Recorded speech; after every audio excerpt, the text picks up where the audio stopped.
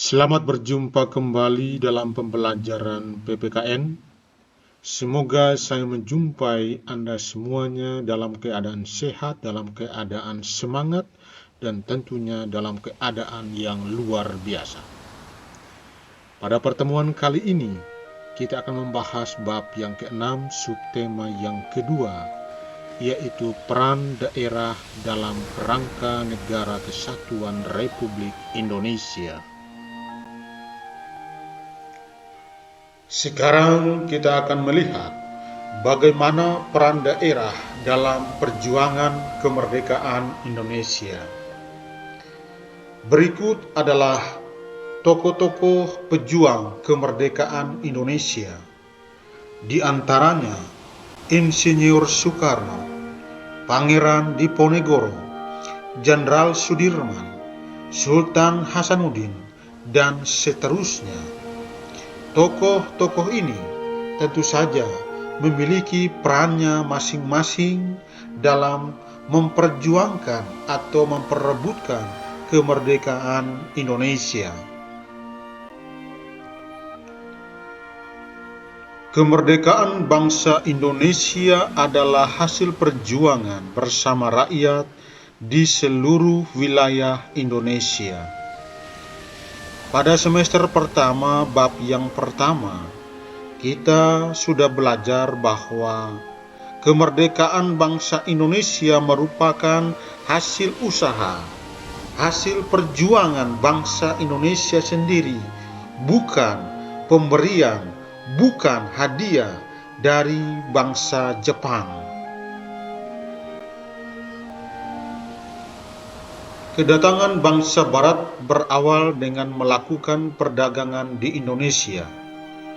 Namun dengan perubahan sikap bangsa Barat yang ingin menguasai dan menjajah bangsa Indonesia, maka semenjak itu perjuangan bangsa Indonesia untuk mempertahankan haknya tidak pernah kunjung padam.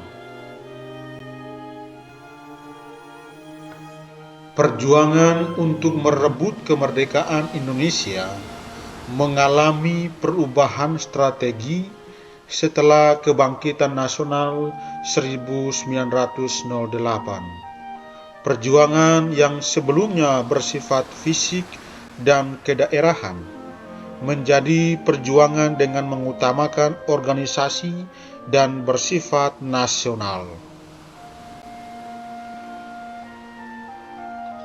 Pada saat perjuangan ini berdirilah organisasi perjuangan di beberapa daerah, seperti Jong Minahasa, Jong Islamitenbon, Jong Ambon, Bumi Utama Sarekat Islam, Partai Nasional Indonesia, dan sebagainya.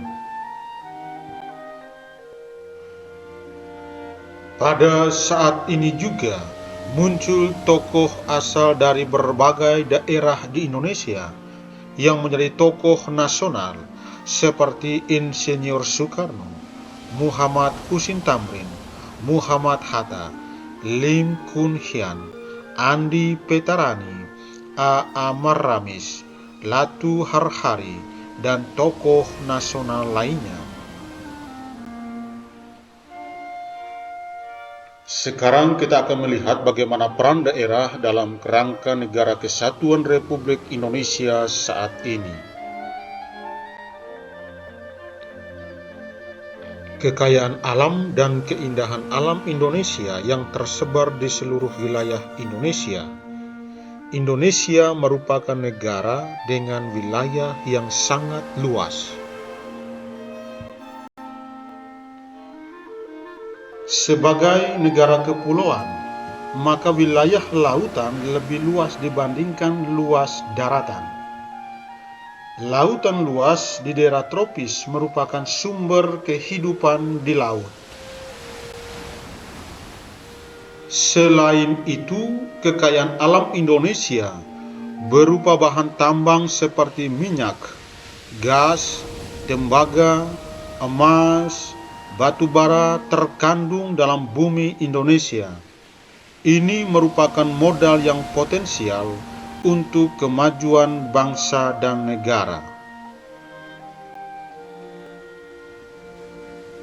Kekayaan alam dan potensi yang dimiliki setiap daerah di Indonesia sesungguhnya merupakan kekayaan dan potensi seluruh bangsa Indonesia, sehingga tidak hanya milik daerah yang bersangkutan.